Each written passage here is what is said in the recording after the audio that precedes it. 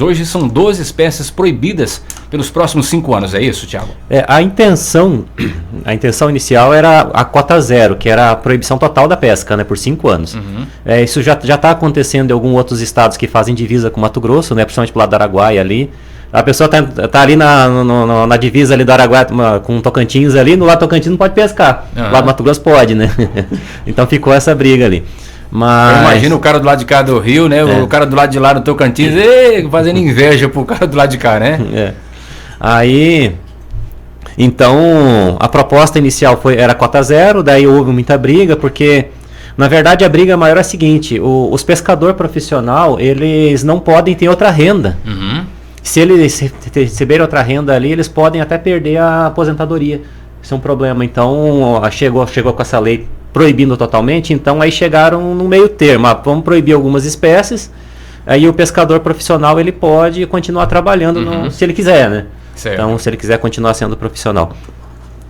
Então, aí por isso houve a proibição daí de 12 espécies, né? Só que essas 12... Aí, lembrando que a proibição é de transporte, e só que não pode pescar só 12 espécies. As outras espécies pode pescar, mas não pode transportar. Uhum. Essa que é a principal diferença dessa lei. Não está proibido de pescar. Está proibido de pescar 12 espécies de peixe só. Uhum. E as demais podem pescar. Só não pode transportar. Tem que comer lá no rio. Esse é um detalhe importante. Essa é a grande questão, Michael. Uhum. Então, essa decisão das 12 espécies, ela vale também para os pescadores profissionais? Vale também para os profissionais. Continua a mesma coisa. Eles estão brigando aí para ver se libera pelo menos o trairão, né, para ver se ajuda, mas não sei se vão conseguir. Aí a briga é com o STF, com os outros órgãos ali, né? Então, a lei libera então mais de 100 espécies, cerca de 100 espécies, mas proíbe 12 espécies, isso, né? Que não pode, é bom ficar isso muito claro aqui e fixado aqui para o nosso ouvinte, que como o Thiago explicou, 12 espécies estão proibidas de serem pescadas e as demais que são permitidas estão proibidas de serem transportadas. O pescador pode, com exceção dos profissionais, obviamente, isso, né? Que tem uma carteira especial, diferente, né, os profissionais continua a mesma coisa, eles vão trabalhar normal, só eles não podem possuir daí essas 12 espécies proibidas, né? Que aqui no caso foi o caixara, o caparari, o dourado, que aqui não tem, né? Uhum. É mais para Tangará da Serra, pra lá.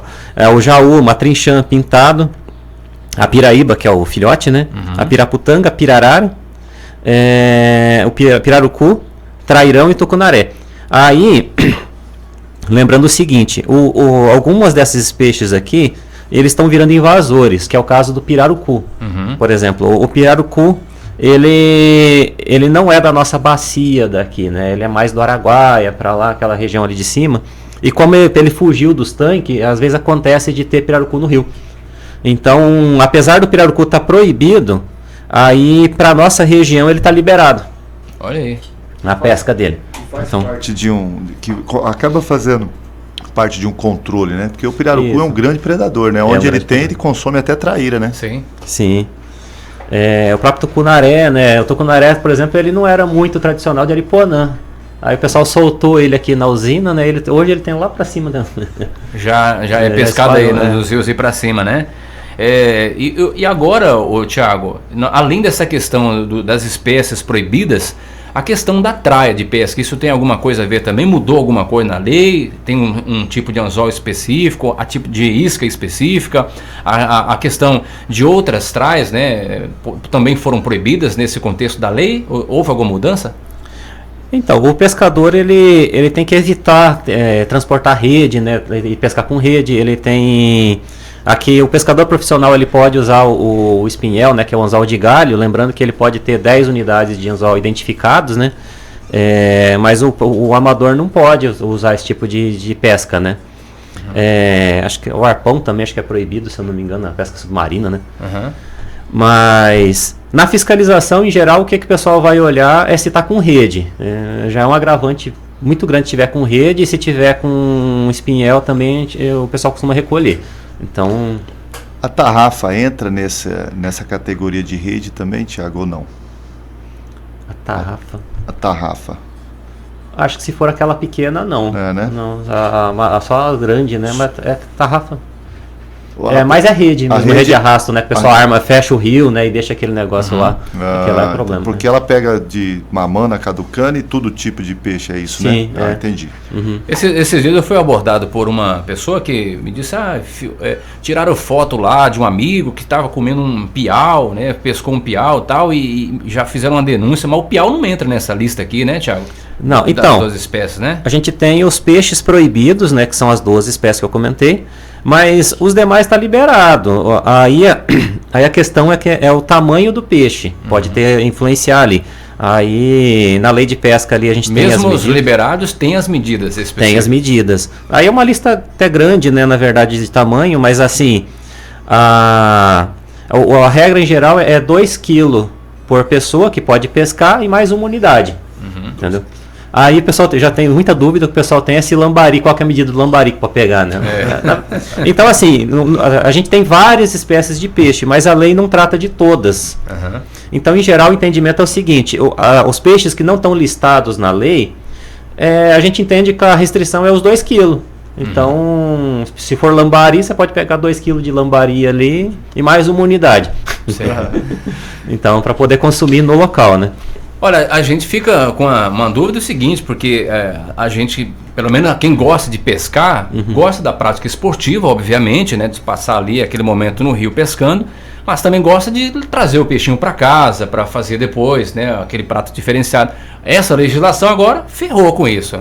Né, o com essa legislação, para comer em casa tem que comprar de tanque. Vai ter que comprar de tanque no supermercado, não tem como mais ir para o rio e trazer peixe. Se for flagrado, a penalidade é alta, Thiago.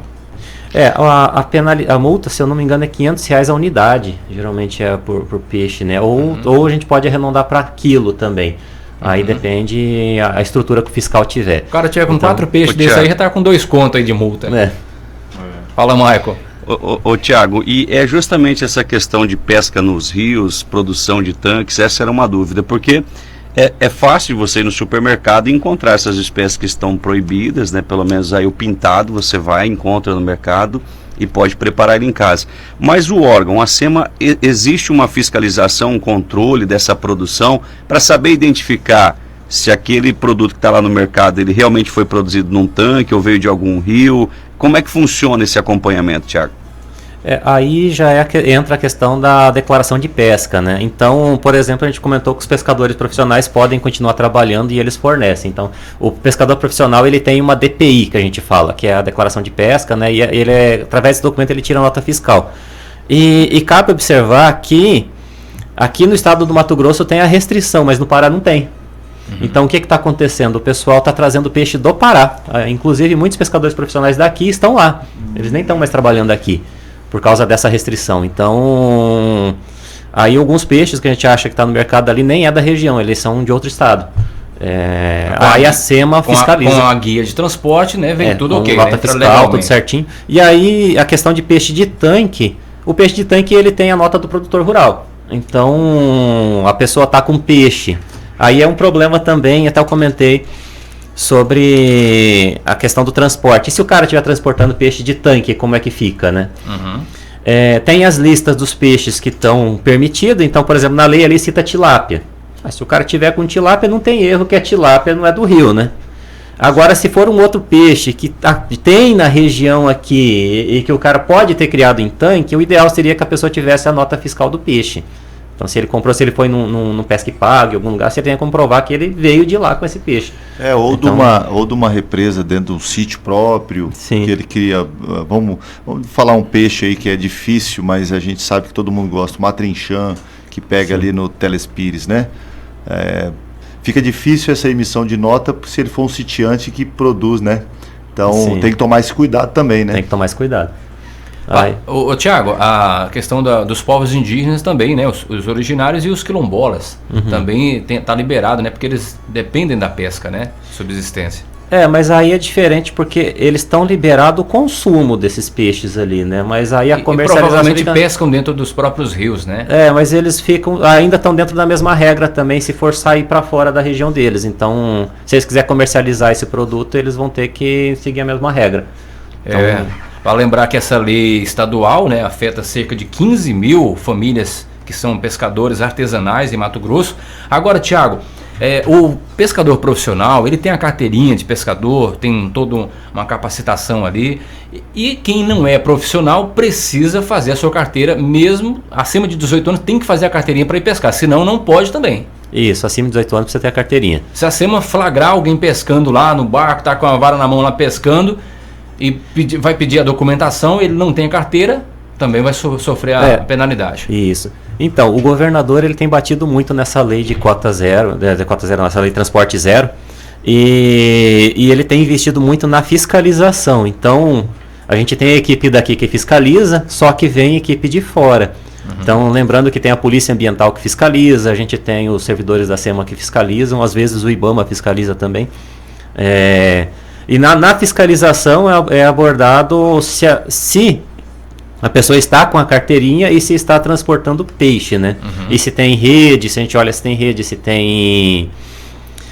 principalmente rede, anzol de galho, arpão, né? Aquela zagaia, aquelas, né? Lanças, né? Aquelas lanças, que lá a gente olha se está com esse equipamento.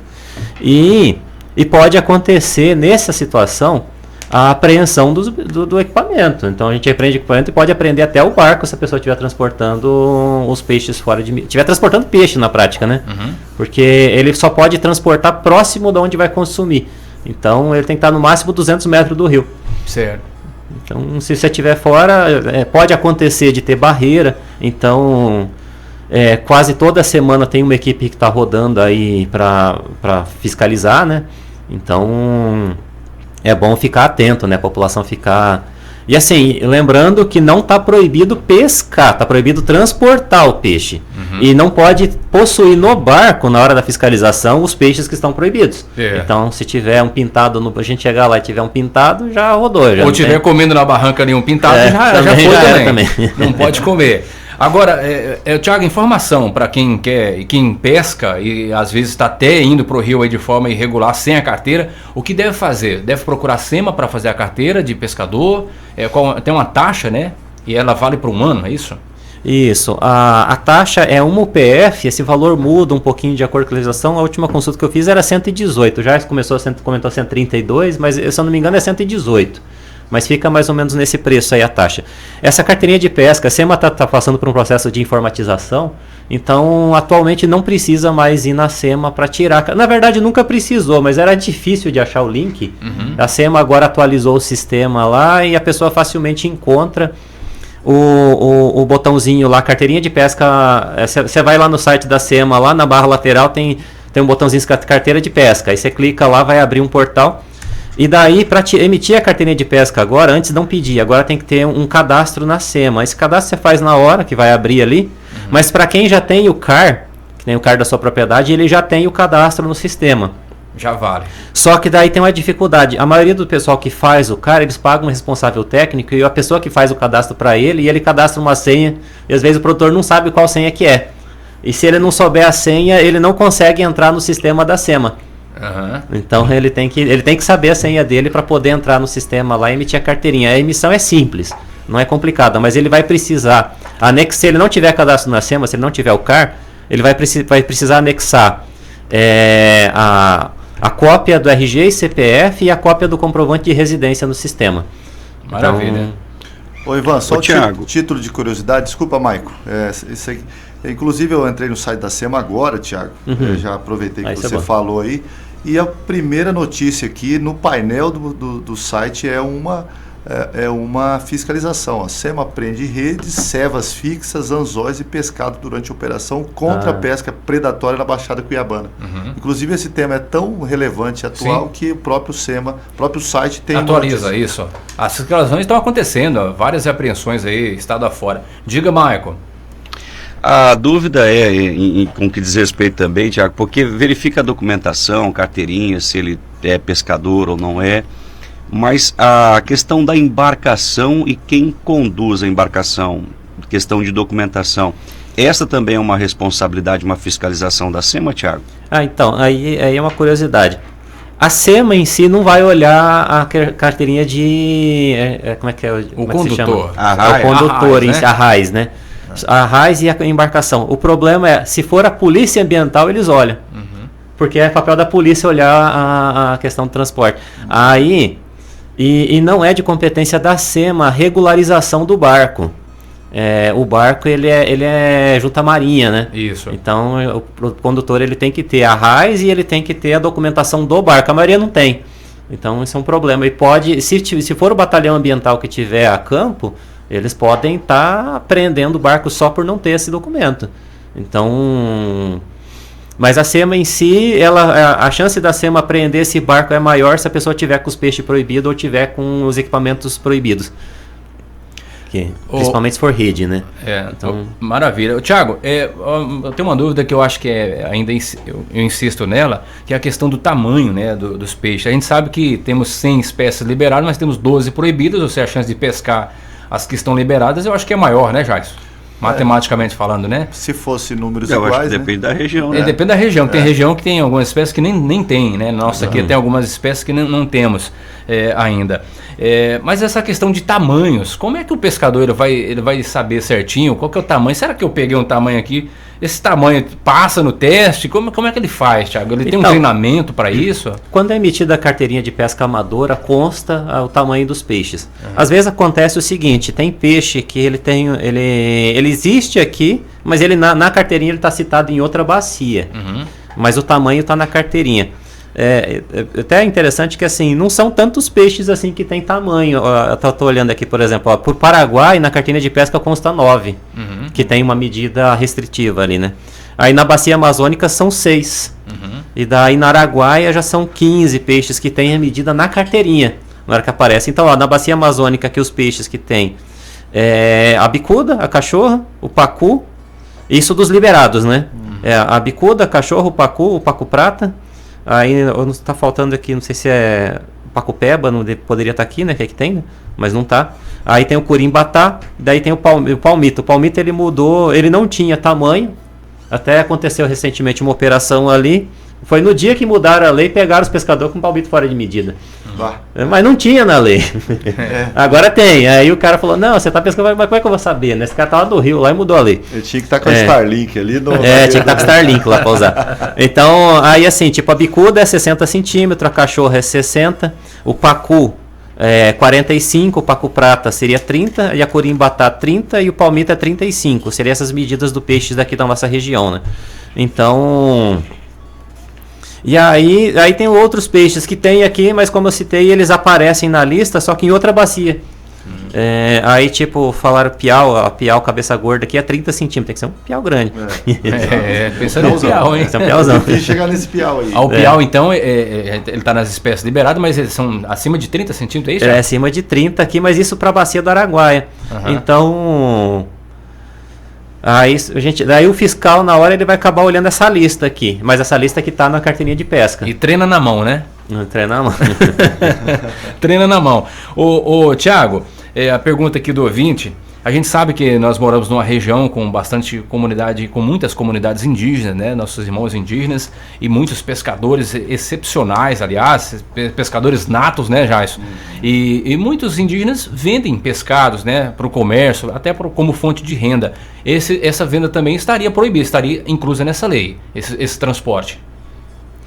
Então, ele tem que ter a DPI, né, para comercializar, porque na verdade o transporte está proibido para quem não é pescador profissional. No caso, a pesca é só para subsistência, então ele não conseguiria essa documentação para transportar. Então, em tese, está proibido também esse transporte do pescado aí dos indígenas. Muito bem. Ô Marco, alguma dúvida a mais? Eu gostaria de saber só, por exemplo, nós temos aqui os principais rios aqui que o pessoal frequenta, Juruena, Rio do Sangue, essa região nossa, a partir de agora, essa regra ela vale para os 5 anos, Thiago? Vai haver alguma flexibilização ou não tem? É só essas 100 espécies mesmo? Então, a priori, enquanto a lei não mudar, é esses 5 anos, né? Então, a gente está tendo aqui, porque existem vários fatores, mas um dos principais fatores que foi dada essa lei, houve uma redução muito grande da quantidade de pescado. Uma delas pode ser, um dos motivos é a pesca, né? Mas o que a gente tem observado muito, aí é outra questão, é a questão ambiental. Os peixes, eles não se reproduzem no rio principal. o peixe ele não reproduz no Juruena, ele se reproduz nos rios laterais. Então, por exemplo, eles vão entrar... Aqui tem o Rio Preto, por exemplo, ali embaixo. Os peixes entram no Rio Preto para se reproduzir. Eles entram no Juinão para reproduzir. Eles vêm na cabeceira. Eles vêm muito próximo da nascente para reproduzir. E a água está baixando. A gente tem, ano passado foi um ano muito seco. A gente está passando por um período de secas muito longos. Então, a piracema quase não está acontecendo. Os peixes não estão conseguindo se reproduzir mais. E aí a gente vem com essa lei de pesca, o Estado vem com essa lei de pesca para ver se ajuda a manter os estoques de pescado por mais tempo, né? Mas aí a gente tem outro fator também que está favorecendo os córregos, os rios laterais a não se manter, a degradação das nascentes, né? Então, hoje quase não tem APP, quase não tem nascente, então, nascente preservada. O projeto a gente tem aqui do Rio Perdido para recuperar a água da cidade, né? No mapeamento que foi feito isso em 2015, de 300 nascentes, 300 nascentes principais que abastecem a cidade, 9 tinha APP, 9 tinha mata ciliar. Então, ano passado a gente viu a situação do Rio Perdido que praticamente se esgotou. Então, apesar, a gente tem as ações de recuperação de nascentes, só que as recuperações de nascente elas são demoradas. A natureza, a gente não recompõe 40 anos de degradação em um ano só. Então, você vai recuperar, você tem que isolar a área, você tem que plantar muda. As mudas vão levar 5, 6, 7 anos para começar a fazer o serviço ambiental delas de reter água no solo e recuperar essas nascentes. E aí a gente tem que entrar, um dos fatores que está sendo muito é a degradação na área produtiva. Não é que tem que recuperar com floresta a área produtiva, mas o produtor ele tem que conservar água e solo. Ele tem que fazer descompactação do solo. E não é descompactação, não é com grade, descompactação é com subsolador, um subsolador profundo, né? E pouca gente conhece um subsolador aqui na região. Então, o pessoal nem sabe o que é. Então, a gente tem que trabalhar essa descompactação das áreas de pastagem para voltar a ter água, para voltar a fluir os rios para os peixes conseguirem voltar a se reproduzir. Então, esse é um fator grave, bem grave. E esse ano a seca vai ser mais longa ainda, porque choveu só em março. Sim. Então não deu tempo de recarregar nada. Então quem não estocou água, quem não preparou, esse ano vai passar apurado. Vai ser fácil. Ô Thiago, eu tenho ainda a dúvida no aspecto, por exemplo, eu gosto de pescar, mas não conheço as espécies, né? Conheço muito pouco. Conheço o pintado, são peixes tradicionais, né? Você vê os peixes de cativeiro aí, tambatinga, tambaqui, tambacu, né? Mas aí o pescador ele precisa primeiro dar uma estudada caprichada, né? Ele vai fazer a carteirinha dele, tem que fazer para ir pescar. Mas, por exemplo, tem umas espécies aqui, ó, caparari, dourado, jaú, o matrinchã também é bastante conhecido, pintado, piraíba, piraputanga, pirarara, pirarucu, o trairão, que esse aí todo mundo conhece, o tucunaré, que todo mundo conhece, um peixe, aliás, muito bonito. Mas algumas espécies aqui que eu, sinceramente, eu nunca vi. O cidadão vai pescar, ele vai ter que pegar o bicho ali e vai... Peraí, gente, vou conferir aqui na foto, ver se esse peixe aqui mesmo tá ali, se é esse mesmo, tá igual. Ele vai ter que ter um critério, né, Thiago? Eu tô falando de uma forma assim, bem óbvia, mas... Resumindo, ele tem que saber, Ele tem que saber o peixe que ele tá na mão, porque se tiver na lista, ele tem que soltar o peixe. Sim, sim. Esse caparari, ele é interessante, eu também não conhecia, não. Ele tem ali pro lado do Salto Augusta, lá para baixo do salto tem esse caparari. Ele é tipo um cachar, só que ele tem um detalhe na barbatana avermelhado, um negócio assim, é um peixe... couro, então. É um peixe de couro, né? Ele é igual pintado, tipo assim, só que ele é cachara mais ou menos, só que ele tem um detalhe. Esse detalhe aí é questão de prática mesmo, de estudo, né? Não é fácil se identificar. Não. O Michael é o conhecedor nato aí de peixe, então qualquer peixe que cair no anzol dele, ele sabe. Ô Thiago, outra dúvida, que eu acho que essa daqui é muito pertinente também para quem está nos acompanhando. Peguei um peixe que está na espécie das 12 proibidas, mas esse peixe se machucou. O anzol penetrou a boca, furou o olho, algo nesse sentido. Eu consigo, se uma fiscalização me pegar e falar, olha, mas machucou o peixe, não tem como eu devolver ao rio que ele vai morrer, algo nesse sentido, ou não? É uma boa pergunta essa, hein? É uma boa pergunta. Aí vai do bom senso do fiscal, né? Aí depende muito da situação. Né? É porque senão o cara também pode pegar o peixe, dar uma paulada na cabeça e falar, olha, caiu um pau na cabeça. O cara teve um traumatismo craniano aqui, gente, eu vou ter que levar. Né? Aí é vai melhor soltar, muito. gente. É melhor soltar. Infelizmente, se o peixinho morrer lá depois, você fez a sua parte, né? Melhor, né, Jaison? Não vamos correr risco, né? O que eu posso falar? Eu acho que assim, ó, as sanções das leis são pesadas para quem não cumpre, né?